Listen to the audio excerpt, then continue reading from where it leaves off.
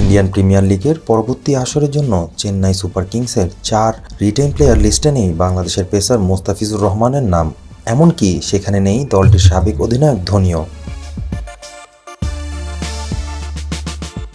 5বারের IPL চ্যাম্পিয়নরা ধরে রেখেছে তাদের 4 পুরাতন প্লেয়ার পাথিরানা, ঋতুরাজ, গারকোয়ার, শিবম দুবে ও রবীন্দ্র জাদেজাকে।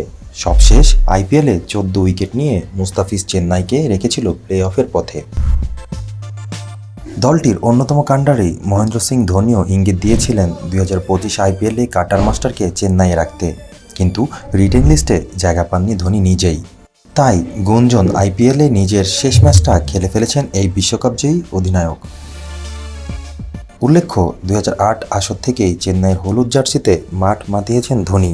মাঝে ফ্র্যাঞ্চাইজিটি অংশগ্রহণে নিষেধাজ্ঞা পেলে সেই সিজনগুলোতে ধোনি খেলেছিলেন লখনৌ সুপার জায়ান্টসে।